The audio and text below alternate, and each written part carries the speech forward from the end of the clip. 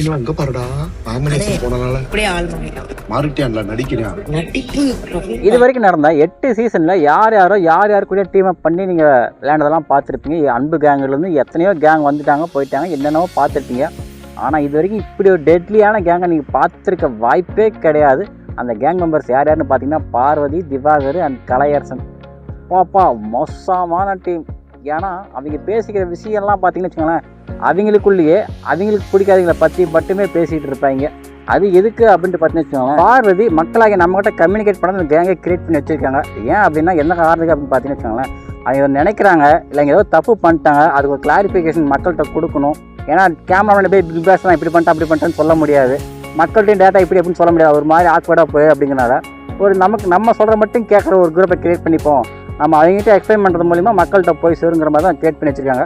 ஏன்னா திவாகர் பார்வதி எதை சொன்னாலும் ஆமாம் பார்வதி சொல்லிட்டு எதை சொன்னாலும் தலையாட்டுறாரு. அவங்க தப்பே பண்ணாலும் அவங்க பாட தான் செய்கிறாரு. கலையரசன் எதை சொன்னாலும் டைம் பேசிடுவோம். அப்படிங்கனால எதையாவது மக்கள்கிட்ட சொல்லணும்னு நினச்சாங்கன்னா அவங்களை கூப்பிட்டு உட்கார வச்சு சொன்னால் அது டெலிகாஸ்ட் ஆகிடும். மக்கள்கிட்ட பேசி வந்து நல்லா பார்வை புரிஞ்சு வச்சுக்கிட்டு இந்த கேங்கை கிரியேட் பண்ணி வச்சுருக்காங்க. என்னோட கேங்கை இதை தவிர வேறு எதுக்குமே யூஸ் ஆகாதுங்கிறது எல்லாத்துக்குமே தெரியும். Basically he is not good. அமிர்தின் ஆல்சோ என்ன பேச்சு திரும்ப என்ன பார்க்குறப்ப பாருங்க.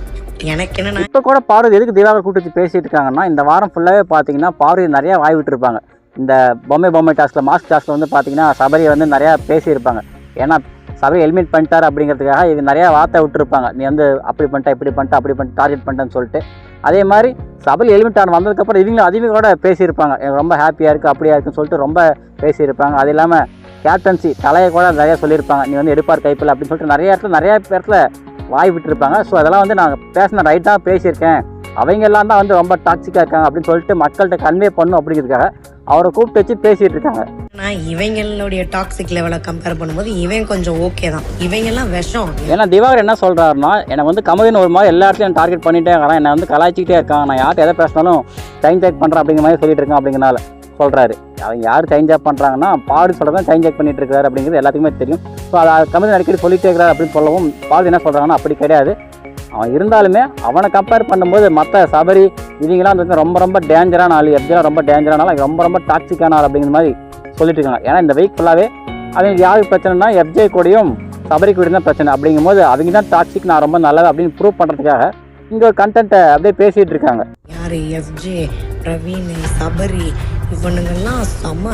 இன்னைக்கு பேச்சுவாக தெரியாமல் பாரு ஒரு உண்மையுமே உளறிட்டாங்க. இன்றைக்கி வந்து நான் சபரி எலிமெண்ட் ஆனால் ரொம்ப சந்தோஷப்பட்டேன், ரொம்ப ஹாப்பியாக ஃபீல் பண்ணேன் அப்படிங்கிற மாதிரி பாரு சொல்லியிருப்பாங்க. இதை எதை நோட் பண்ணணும், இது எப்படி போய் மக்கள்கிட்ட சேரும், இதை நமக்கு பாசிட்டிவாக போகும்போது நெகட்டிவாக போகலாம் யோசிக்கல.